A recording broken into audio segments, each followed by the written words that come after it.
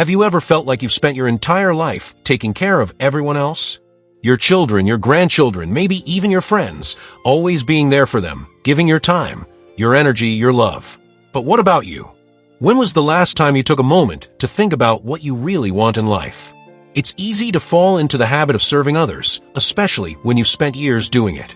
You've raised your children, supported them through every stage of their lives, and now in your senior years, you find yourself still playing the role of the caretaker.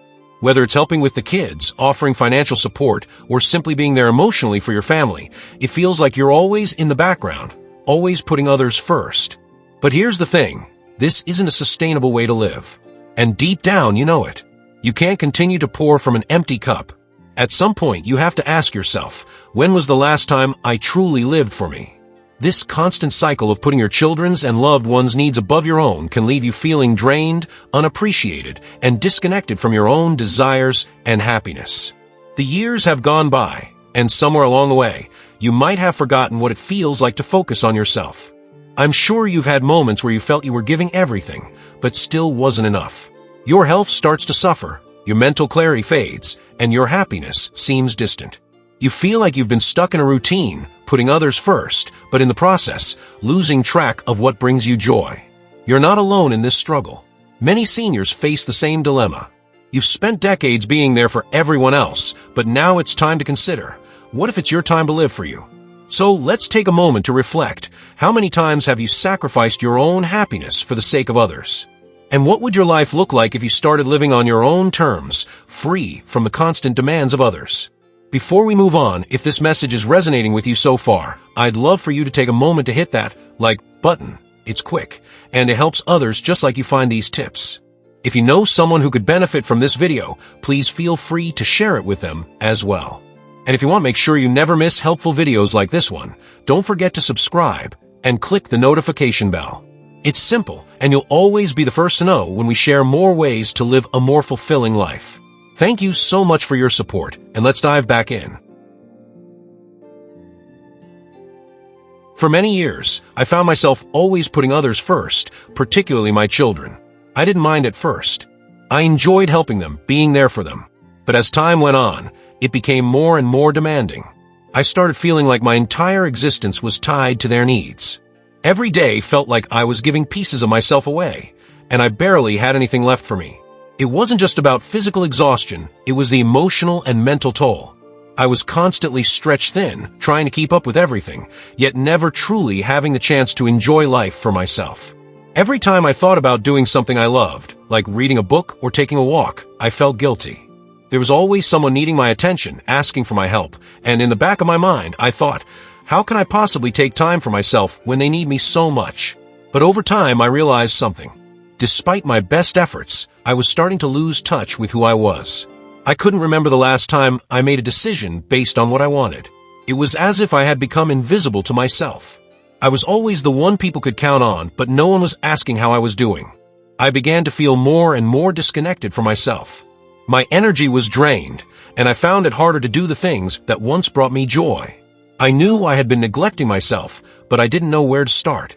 How could I begin to focus on me when my entire life had been about caring for others? It wasn't until I realized that I wasn't being fair to myself that I started to see things differently. I had been giving everything to others for so long, but I hadn't realized that I was running on empty. I was losing my own spark, my own happiness, and it was starting to affect everything. I know many of you feel the same. It's hard to say no when your loved ones need you, but what if saying no was actually the best thing you could do for both them and for yourself? It's time to stop losing yourself in the process of caring for everyone else and start focusing on what you need to feel alive again. When was the last time you truly thought about what you need for yourself, and how could you begin to make space for your own happiness today? I'd been stuck in a cycle for so long, always putting everyone else first, that I didn't even realize how much I had neglected myself. But one day, everything clicked. I was sitting quietly in my home, a rare moment of peace where no one needed anything from me, and it hit me, what if I could finally live for myself? For so long, I thought that my purpose in life was wrapped up in taking care of others. But that day, I realized that taking care of myself didn't mean I was failing my family. It meant I was setting myself up to be in a better place to help them. I didn't have to give every ounce of energy and time to others. I could focus on my own well-being and still be there for my loved ones. That moment felt like a revelation. I realized that I had been giving without asking if I had enough to give. But when I began to ask myself, what do I want and what would I enjoy, everything shifted. It was like the fog had lifted, and I could finally see a clear path forward. This was my breakthrough moment, and it felt like a weight had been lifted from my shoulders. The idea that I could live for myself, without guilt, without shame, was new to me. It wasn't about being selfish, it was about being smart. If I wanted to keep supporting my family, I needed to be healthy, mentally, and physically. I needed to feel fulfilled, happy, and energized to continue giving my best to those I loved. That breakthrough shifted my whole perspective. Instead of feeling trapped in an endless cycle of giving, I started thinking of ways to make time for myself, whether it was taking a walk, reading a book, or simply sitting quietly and reflecting. I realized that I deserved to experience joy too. And this moment of clarity is something you can have too. It's not about neglecting your loved ones. It's about learning that prioritizing your own happiness is part of being the best version of yourself. You can have both. You can love others while also loving yourself. What would it look like if you allowed yourself to take a step back, focus on what brings you joy, and realize that by doing so, you're actually giving more to those you love? When I started to make small changes in my life, something incredible happened. I began to feel lighter. It wasn't an instant transformation, but every little step I took made a difference. I started setting clearer boundaries, saying no when I needed to, and carving out time just for me. It felt strange at first, almost like I was doing something wrong, but then I realized I was doing something right. As I prioritized myself, I rediscovered things I had long forgotten. I found the time to read the books I had always wanted to explore, to go for walks and enjoy the peace of nature, and even to reconnect with old hobbies like painting and gardening. It was as if I had unlocked a whole new world of possibilities for myself, one where I didn't have to sacrifice my happiness for anyone else. What's truly exciting is that this newfound freedom isn't just about having more time, it's about reclaiming control. It's the power of choosing how you spend your day, what you do, and where your energy goes. When I stopped focusing on being everything to everyone else, I realized that I could still love and support my family while also taking care of my own needs.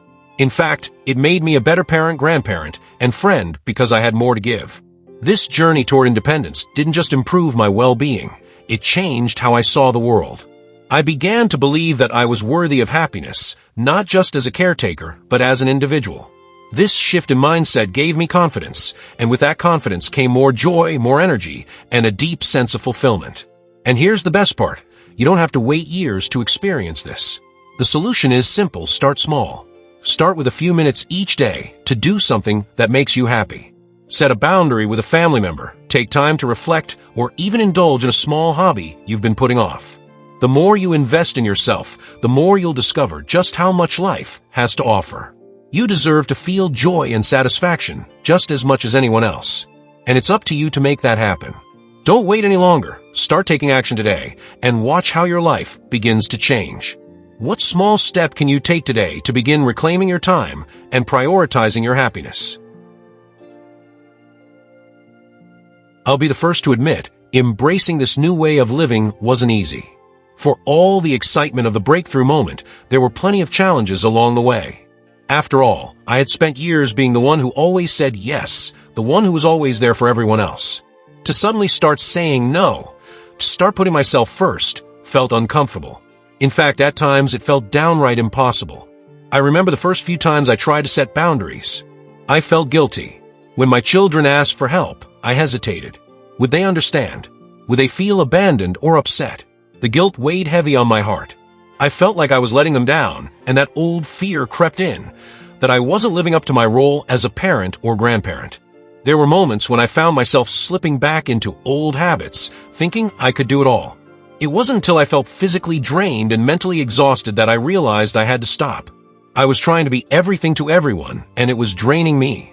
My health started to suffer, my mood dipped, and my energy was non-existent. I had to admit to myself, I was failing to take care of the most important person in my life, me. But even with those setbacks, I kept going. Every time I found myself falling back into old patterns, I reminded myself why I was making these changes. It wasn't about being selfish, it was about being realistic. I needed to be healthy and happy if I was going to give my family the best of me. And little by little, things started to improve. The more I focused on myself, the more I felt like I could give again, but from a place of strength, not exhaustion. It wasn't instant, and it wasn't always easy, but with every no I said, with every moment I dedicated to my own happiness, I could feel the weight lifting. I began to see the benefits of prioritizing myself, not just in my own life, but in my relationships too. And now, I can honestly say that I'm a better version of myself, not because I'm perfect, but because I'm learning to take care of me. Have you ever struggled with setting boundaries or saying no to those you love? And how might it feel to prioritize your own well-being, even just a little bit? Once I embraced the idea of prioritizing myself, the changes were nothing short of remarkable. At first, I was uncertain if these small steps would truly lead to lasting happiness. But soon, I found that not only did I feel physically better, but I also began to experience a shift in my overall outlook on life. One of the most noticeable changes was my energy levels. I remember the days when I would feel exhausted just from the basic tasks of the day. But as I started making time for my health, whether it was through exercise, eating better, or simply resting, I began to feel revitalized. I wasn't just surviving anymore, I was truly living. The physical energy I gained allowed me to do more of what I loved and enjoy the time I spent with others, instead of just going through the motions. Mentally, the shift was just as profound. Instead of being constantly overwhelmed by responsibilities, I found that my mind was clearer. The constant worry and stress that used to cloud my thoughts began to dissipate. I had more mental space to focus on the things I enjoyed, and I could finally remember what it felt like to have fun again, whether it was trying a new hobby or simply spending a quiet evening doing something I loved. Even my relationships began to change for the better. At first, I was nervous about how my family would react to me saying no more often. But over time, I saw how they respected me more for it. They saw that I wasn't just saying no to them, I was saying yes to my own well-being. And in return, I was able to show up in a more loving, positive way when I was with them. Instead of feeling drained and irritable, I felt present and engaged. My family didn't lose me by me putting myself first. They gained a better version of me. Perhaps the most important transformation, though, was internal. I started to realize that I was worthy of happiness, that my needs and desires mattered. I wasn't just a caregiver or a helper. I was a person with dreams, needs, and a right to enjoy life. This realization gave me a sense of confidence and empowerment that I had never felt before. And it's a feeling that continues to fuel me every day. Now, I can honestly say that I'm happier, healthier, and more fulfilled than I ever imagined possible. This journey didn't happen overnight, but every step was worth it. I'm finally living a life that's truly mine, and I can't wait to see where it takes me next. If you could take one step today to focus on your own well-being, what would it be? And how do you think could transform the way you feel tomorrow? Looking back on my journey, I can't help but feel grateful for the changes I've made. It wasn't easy, and there were times when I doubted myself, but I'm so glad I made the choice to prioritize my own happiness. If I could go back and do it all over again, I would have made this shift much sooner. It's a lesson I wish I had learned earlier. Taking care of myself isn't selfish, it's necessary. You might be thinking, this all sounds great, but is it really possible for me? And the answer is yes. You don't have to change everything at once, and you don't have to be perfect. The key is to take small, manageable steps every day. Each time you choose to prioritize yourself, you're creating a new habit, a new way of thinking, and a new life for yourself. You've spent years caring for others. Now it's your time. You've earned the right to live for yourself. And the best part, the more you invest in your own happiness, the more you'll be able to share with others. When you take care of your mental, physical, and emotional well-being, you're showing up as the best version of yourself for your family and friends. They will see the difference, and most importantly, so will you. Reflecting on everything I've learned, I can say that this journey has given me a newfound sense of freedom. It's given me the chance to explore passions I had forgotten about, to build deeper relationships, and to feel truly connected to the person I am. I'm not just surviving anymore, I'm living. I'm thriving. And now, as you reflect on your own journey, I want to leave you with this thought. You don't have to wait for the perfect moment to begin. The time is now. You deserve to experience the life you've always wanted, filled with joy, peace, and fulfillment. The only thing standing in your way is the decision to start. So what are you waiting for? It's time to stop serving everyone else and start living for you. What small step can you take today to start living the life you truly deserve? I'd love to hear your thoughts. Please leave a comment below and share your journey with us. If this video resonated with you, don't forget to hit the like button, subscribe to the channel, and click the notification bell so you don't miss any of our upcoming videos. And if you know someone who could benefit from this message, please share this video with them. Together, we can inspire more people to start living for themselves.